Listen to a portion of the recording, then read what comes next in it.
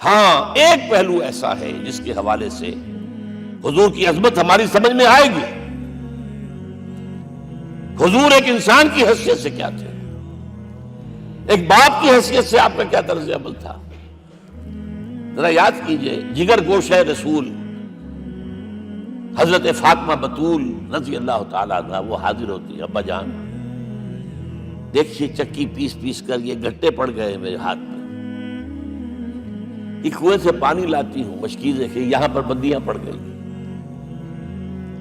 حضور اب تو عام لوگوں پر بھی آسانیاں ہیں، لوگوں کے ہاں غلام آ گئے ہیں، کنیزیں آ گئی ہیں، مال و دولت آ گئی ہے.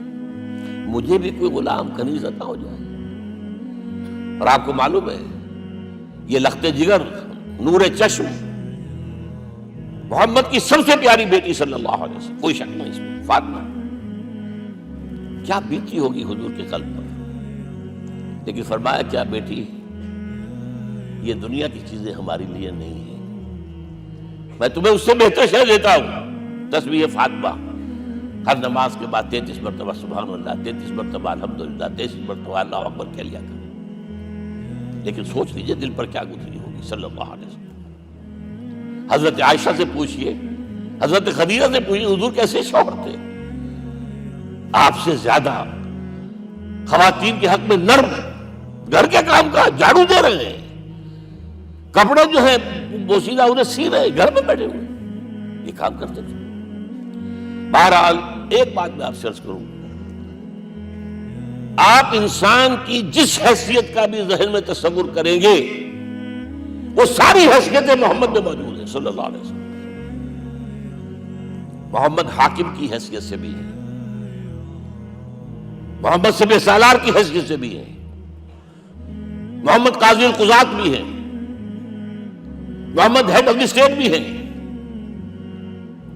محمد بیویوں والے بھی ہیں، اولاد والے بھی ہیں، محمد 5 وقتہ امام بھی ہیں، جمعے کے خطیب بھی ہیں، مدرس قرآن بھی ہیں، مربی بھی ہیں، مزکی بھی ہیں، اور ہر میدان میں بلند ترین مقام. کوئی ایسی جامع شخصیت ملے گی؟ ہمارے ہاں تو حال یہ ہے کہ جو خطیب صاحب ہوتے ہیں وہ 5 وقتہ نماز کیسے پڑھا سکتے ہیں؟ ان کا تو اونچا مقام ہے. 5 وقتہ نماز کے لیے تو علیحدہ چاہیے امام آپ کو. اور وہاں بھی ایک امام سینئر ہوگا، وہ عشاء مغرب اور فجر پڑھائے گا، ایک جونیئر ہوگا بیچارہ، وہ جو خاموش نماز ہے وہ پڑھائے گا. 5 وقتہ نماز پڑھا رہے ہیں محمد صلی اللہ علیہ وسلم، اور خطیب بھی وہی ہے، مربی بھی وہی ہے، مزکی بھی وہی ہے. ہمارے ہاں جو لوگ تزکیہ نفس کے میدان میں ہیں وہ پھر جماعت کبھی نہیں کراتے. کبھی نہیں دیکھا ہوگا آپ نے کسی صاحب کو کراتے ہوئے. یہ جامعیت جو ہے، جامعیت کبریٰ. میں صرف ایک بات کہا کرتا ہوں، ایک اعتبار سے حضور کا اسوہ نامکمل ہے. آپ مجھے سوء ادب کا مرتکب نہ قرار دے دیں. اسوہ کیا ہے؟ عورت کے لیے اس کی اپنی نسوانی زندگی کے لیے اسوہ آپ میں نہیں ہے. آخر نصف انسانیت ہے، اسے بھی اسوہ چاہیے. یہ ہے جس کی وجہ سے حضور نے شادیاں کی ہیں زیادہ. خواتین کے لیے اسوہ حضور کے ازواج مطہرات ہیں، اور ان میں سب سے بڑھ کر جو بالکل یوں سمجھیے کہ آغاز کے اندر نوجوانی میں آ گئی ہیں حضور کی خدمت میں، نہایت ذہین و فطین. انہوں نے پھر عورت کی زندگی کے لیے حضور کا جو طرز عمل تھا وہ انہوں نے بیان کیا نا. اس لیے سورہ احزاب کے اندر اس کا تذکرہ ہے، جہاں یہ آتا ہے لقد کان لکم فی رسول اللہ اسوۃ حسنہ، وہیں پر یا نساء النبی لستن کاحد من النساء، اے نبی کی بیویوں تم عام عورتوں کے مانند نہیں ہو، تمہیں تو اسوہ بننا ہے امت کے لیے.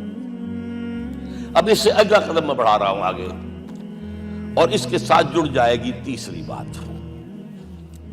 تیسری بات کیا ہے؟ وَنَصَرُوهُ، اس کی مدد کریں صلی اللہ علیہ وسلم. پہلی بات تو یہ نوٹ کیجئے، حضور انتہائی غیور انسان تھے، انتہائی غیور. یہ کہا جاتا ہے کہ اگر حضور گھوڑے اس پر سوار ہوتے تھے اونٹ پر، اور آپ کا کوڑا نیچے گر گیا تو آپ یہ کسی سے نہیں کہتے تھے کہ ذرا یہ میرا کوڑا مجھے پکڑا دینا، یہ بھی گوارا نہیں تھا. آپ اونٹ بٹھا کر نیچے اتر کر اپنا کوڑا خود اٹھاتے تھے. کسی سے اپنے ذاتی کام کے لیے کوئی مدد مانگنا امکان ہی نہیں. بلکہ ایک واقعہ تو وہ ہے جب بھی میں تذکرہ کرتا ہوں میری آنکھوں میں آنسو آ جاتے ہیں. یہ ہجرت کے وقت کا واقعہ ہے. آپ کو معلوم ہے حضور نے تمام مسلمانوں کو مکے سے جانے کی اجازت دی، چلے جاؤ مدینے، چلے جاؤ مدینے. آپ خود تھے موجود، اس لیے کہ رسول اپنے مقام کو نہیں چھوڑ سکتا وداؤٹ ایکسپریس پرمیشن فرام اللہ سبحانہ وتعالی. اب حضرت ابوبکر پوچھ رہے ہیں حضور اجازت آ گئی؟ نہیں آئی. آ گئی؟ نہیں آئی. دن گزر رہے ہیں. حضرت عائشہ کی روایت ہے ایک روز ہم نے دیکھا دوپہر کے وقت آ رہے ہیں حضور، کپڑے سے اپنا سر جو ہے ڈھانپا ہوا ہے. عرب میں دوپہر کے وقت وزٹ کرنا جو ہے یہ ان کے خلاف دستور ہے، ان کی تہذیب کے خلاف. یہ قیلولے کا وقت ہوتا. تو حیران ہوئے. آتے ہی فرمایا ابوبکر ہجرت کی اجازت ہو گئی. اب انتہائی خوشی سے اور بڑی امید میں کہ بڑی شاباش ملے گی حضرت ابوبکر فرماتے ہیں، عرض کرتے ہیں حضور میں نے 2 اونٹیاں تیار کر رکھی ہیں، خوب کھلا پلا کے انہیں فرما کیا ہوا ہے، یہ ہجرت میں ہمارے کام آئے گی. حضور تھوڑا سا توقع فرماتے ہیں، پھر کہتے ہیں اچھا ٹھیک ہے، ایک میں استعمال کروں گا لیکن میں اس کی قیمت ادا کروں گا. حضرت ابوبکر رو پڑے. حضور مجھ سے یہ مغایرت، سائے کے طرح کے ساتھ رہنے والا، اس سے یہ مغایرت، ذرا سے اشارے پر اپنی کم سن بیٹی پیش کرتی نکاح کے اندر، اس سے یہ مغایرت. رو پڑے. لیکن حضور کی اپنی غیرت تھی، میں قیمت دوں. اب بتائیے مدد کا کے لیے درکار تھی؟ مدد تھی ان کے مشن کے لیے. مشن 2 حصوں میں تھا. اس کو جانیے، آج کچھ علمی باتیں آ رہی ہیں. حضور کے مشن کے 2 حصے، ایک ابتدائی جو تمام انبیاء اور رسول کا تھا، ایک تکمیلی جو صرف محمد کا صلی اللہ علیہ وسلم. ابتدائی کیا ہے؟ اللہ کی طرف دعوت، تبلیغ. جو دعوت قبول کر لیں ان کے لیے بشارت، بشیر کہ تمہارے لیے آخرت میں جنت ہے، دیوتے ہیں. رد کر دیں ان کے لیے نذیر، خبردار کرنے والے، جہنم کے لیے تیاری کر لو. داعی اللہ، اللہ کی طرف بلانے والے. سراجا منیرا، روشنی کے چراغ. یہ حیثیتیں مشترک ہے تمام انبیاء کرام. تمام انبیاء بشیر بھی تھے، نذیر بھی تھے، داعی بھی تھے، سراج منیر بھی تھے. اگرچہ ان تمام حیثیتوں میں بھی حضور کا سب سے اونچا مقام علیحدہ نمایاں ہے، لیکن حیثیتیں بنیادی طور پر مشترک ہیں. ایک حیثیت تکمیلی، اور وہ کیا ہے؟ اے نبی جو دین آپ کو دیا گیا ہے صرف تبلیغ نہیں، صرف تعلیم نہیں،